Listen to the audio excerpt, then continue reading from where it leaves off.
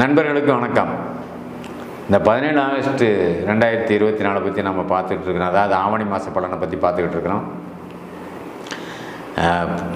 அதாவது இப்போ நாம் துளாராசியை பார்க்க போகிறோம். துளாராசி நண்பர்களுக்கு இப்போ இந்த துளாராசி என்ன பண்ண போகுது அப்படிங்கிறது தான் இந்த வீடியோவில் பார்க்கலாம். துளாராசியை பற்றி இதில் என்ன அப்படின்னா, ராசிநாதன் சுக்கிரன் தான். உங்களுக்கு நான் சொன்னது போல் ரிஷபத்துக்கும் துலாத்துக்கும் ராசிநாதன் சுக்கிரன் தான் வருவார். சுக்கிரனாக வர்றவங்க அவங்க கொஞ்சம் லக்ஸரியாக இருக்குன்னு தான் நினைப்பாங்க. லக்ஸரி வாழ்க்கைங்கிறது ஆடம்பர வாழ்க்கை, ஆடம்பரமாக இருக்குன்னு தான் நினைப்பாங்க. பொதுவாக துளாராசிக்காரங்களும் அவ்வளோ சீக்கிரம் எந்த ராசிக்காரனாக இருந்தாலும் சரிங்க, இந்த பெண்கள் விவகாரத்தில் காதல் விவகாரத்திலலாம் பாதிக்கப்படுறது என்னென்னா, பலகீனமான ஒரு திசை வரும்போது தாங்க பாதிக்கப்படுறீங்க. ராசி பலன் பொதுவானதுன்னு நான் முதலேருந்து சொல்லிட்டு இருக்கிறேன்.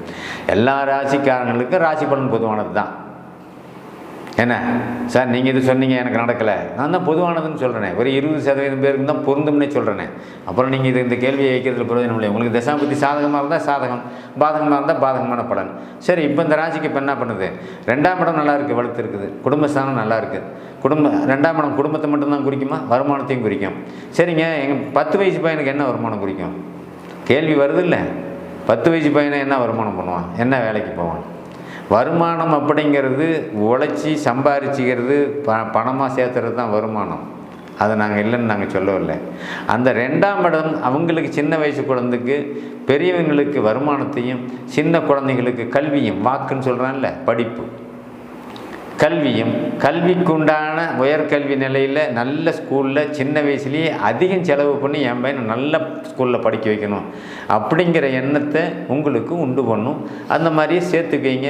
ஒரு மாதம் மெட்ரிகுலேஷன் ஸ்கூலில் சேர்த்துவீங்க, மான்ஃபோர்டில் சேர்த்துவீங்க. இந்த மாதிரி உயர்கல்வி படிக்கக்கூடிய அமைப்பில் சேர்த்துவீங்க. துளாராசிக்காரங்கள் இன்றைக்கி 2ஆம் பாவகம் நல்லா இருக்குது அப்படிங்கிறது தான் உண்மை. அதே சமயத்தில் 4ஆம் பாவகம் நல்லா இருக்குது. தாய் வீடு, தாயை கொடுக்கக்கூடியது, ஆரோக்கியத்தை குறிக்கக்கூடியது. இந்த ராசியினுடைய அதிபதியும் நல்லா தான் இருக்கார். ஆரோக்கியத்தை குறிக்கக்கூடிய இடத்துல சிறு குழந்தைகளுக்கு சின்ன சின்ன நோய்கள் பிரச்சனைகள் வரும். கீழே விழுந்து கொஞ்சம் அடிப்படுற அமைப்பெல்லாம் ஏற்படுத்தும். கொஞ்சம் பார்த்துக்கணும். அது குழந்தைகளுக்கு 5 வயசு 6 வயசு உள்ள உங்களுக்கு துளாராசி குழந்தைகளுக்கு அது நடக்கும். அதனால் அதை நீங்கள் வாழலாம். பெரியவர்களுக்கு அது இல்லை அப்படின்னு சொல்ல முடியாது. ஆனால் இருந்தாலும் ஒரு 60 வயசு கடந்தவர்களுக்கு நோய் போன்ற விஷயங்களில் சில தெரியாத ஒரு நோய்கள் போன்ற விஷயத்தில் கொஞ்சம் கூடுதலான மருத்துவ செலவுங்க கொடுக்கும். சரி, இப்போ நமக்கு முக்கியமான தேவை அந்தந்த வயசுக்கு தகுந்த மாதிரி என்ன மனுஷனுக்கு தேவையோ அதை பற்றி தான் இப்போ பார்த்துக்கிட்டு இருக்கிறோம். நம்ம பேசவும் போகிறோம். சரி, துளாராசிக்காரர்களுக்கு இப்போ ஒன்றும் அந்த இந்த பஞ்சமச்சனி, இந்த அர்த்தாஷ்டமச்சனி அப்படி இப்படின்லாம் கணக்கில் எடுத்துக்க வேண்டாங்க.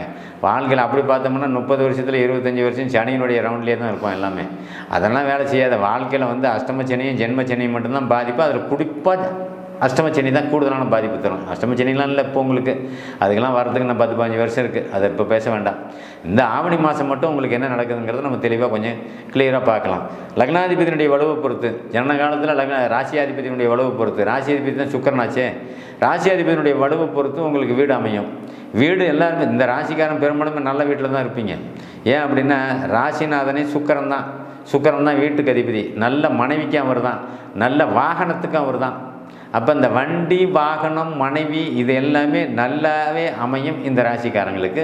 அவங்களாவே தேடி அமைச்சிக்கிறதும் உண்டு. அந்த வயசு பக்குவத்தில் இருந்துக்கிறவங்களுக்கு 60 வயசு கடந்தவங்க 20 வயசுலேயே 25 வயசுலேயே சீக்கிரம் இளம் வயசில் கல்யாணம் ஆகிற அமைப்பு இந்த ராசிக்காரனுக்கு உண்டு. பொதுவாக துளாராசிக்காரன் இளம் வயசுலேயே கல்யாணம் அவங்க பண்ணிக்குவாங்க, அவங்களா தேடிக்குவாங்க பெரும்பாலும். அது தசாபுத்தி அடிப்படையில். சில பேர் பெற்றோர்கிட்ட சொல்லி நான் விருப்பப்படுறேன் நீங்கள் பண்ணுவீங்கன்னு சொல்லி பண்ணி வைப்பாங்க. அந்த மன ஒப்புதலோடு நடக்கக்கூடிய விஷயம் இருக்குது. ஆனால் நிறைய பேருக்கு மனம் ஒப்புதல் கொடுக்க மாட்டாங்க. இவங்களாம் முடிவு பண்ணிக்குவாங்க. இவங்களாம் முடிவு பண்ணி கடைசியில் பிரிவு சந்திக்கிறவங்களும் இருக்காங்க. பிரிவு, கஷ்டம், மன உளைச்சல் இதில் இருக்கவங்களும் இருப்பாங்க. இந்த மன உளைச்சல்னால் எப்போ வரும்? ஒரு ஜாதகத்தில் அஷ்டமச்சனி நடக்கும்போது வரும். இல்லைன்னா 8ஆம் அதிபதி 6ஆம் அதிபதி பாவ கிரகத்தினுடைய கனெக்ஷனில் இருக்கும்போது தான் மன உளைச்சலும் பிரச்சனையும் வரும். பிரச்சனை எப்போங்க வருது? குடும்பம் பிரிஞ்சால் பிரச்சனை வரும், கடன் வந்துட்டால் பிரச்சனை வரும். நல்ல வேலையில் இருந்தேன், அந்த வேலை நம்ம கைவிட்டு போயிடுச்சு. என்கிட்ட சொல்கிறாங்களே, சார் 4 வருஷமாக வேலை இல்லை, அஷ்டமச்சனி இல்லை, 7 சனியில் ஒன்றுமே இல்லாத 4 வருஷத்துக்கு முன்னே வேலை போகுது. எதனால்? நீச்சத்தினுடைய அமைப்பு. கிரகம் நீச்சமாக இருந்த தசை நடத்தினா தீர்ந்து போச்சு. இந்த ராசி அதிபதி நீச்சமாக இருந்துச்சுன்னு வச்சுங்க, ஒரு வேலை சுக்கிரன் தசை நடக்குது, நீச்ச பாவத்துவம், வாழ்க்கையில் சாப்பிடக்கூட முடியாததுக்கு நிலையில் தள்ளிப்படுவீங்க. சொந்த வீடு இருந்தால் கூட வீட்டை விற்றுவிட்டு போயிடணும். அதுக்கு மேலே கடன் கட்ட முடியாது, வீட்டை விற்றும் கடன் கட்ட முடியாது, ஊரை விட்டு போகிற அமைப்பு ஏற்பட்டு போயிடும். எங்கேயோ போய் காணாமல் நம்ம ஜீவனத்தை வகுத்தையாவது வளர்த்தலான்னு போய் யார்ட்டையாவது அடிமையாக கூலி வேலை செஞ்சிட்ருப்பீங்க. இது எல்லாம் கிரகம் பலம் பலகீனத்தை பொறுத்து வருது. ராசி பலன்கிறது பொதுவானது தான், இது எல்லாருக்கும் பொருந்தாது. இப்போ நான் சொன்னக்கூடிய பாயிண்ட்டு, இதில் கோடிக்கணக்கில் சம்பாதிக்கணும்னு இருக்கீங்க, சுகபோகமான வாழ்க்கையில் இருக்கிறவங்களும் இருக்கீங்க, சில பேருக்கு 2 திருமணம் 3 திருமணம் போன்ற அமைப்பை சந்தித்தவங்களும் இருக்கீங்க, 3 திருமணம் அமைப்பை குடும்பத்தோடு நல்லா இருக்கிறவங்களும் இருக்கிறீங்க. அதில் பிரச்சனை பண்ணி ஒன்று கோர்ட்டு கேஸுன்னு போய் அந்த பொம்பளை பெண்ணால் நீங்கள் நடு ரோட்டுக்கு வர்ற அமைப்பில் இருக்கிறவங்களும் இருக்கீங்க. இங்கே எல்லாமே நல்லதும் உண்டு, கெட்டதும் உண்டு. வாழ்க்கையில் இரவும் பகலும் வந்து போகிறது மாதிரி நன்மையும் உண்டு, தீமையும் உண்டு. 2ஆம் இடத்தை குரு பார்க்கறதுனால நல்லதுன்னே சொல்ல முடியாது. குடும்பம் ஒரு குடும்பம் நாம் நினச்சிட்டு இருந்தால் அங்கே 3 குடும்பம் இருக்கும். 3 குடும்பத்தையுமே நீங்கள் சமாளிக்கக்கூடிய அமைப்பு இங்கே தராது கண்டிப்பாக. அப்போ இந்த மாதிரி பிரச்சனைகளை பேஸ் பண்ணுற அமைப்பு உங்களுக்கு வருது.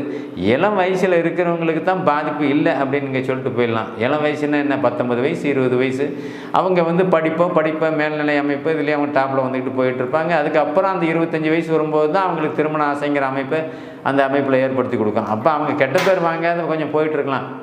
ஆனால் திருமணம் ஆனவர்களே கெட்ட பேர் வாங்கிட்டீங்களே, கெட்ட பேர் வாங்கிட்டு பொம்பளையால் அசிங்கம் ரொம்ப நடு ரோட்டில் நின்று ஒன்று அசிங்கமாக கேவலமாக திட்டிவிடுவா. இதெல்லாம் இங்கே நடந்திருக்கு. இதே துலா ராசியில் இருக்கிறவங்களுக்கு நடந்திருக்கு, இப்பயும் நடக்குது.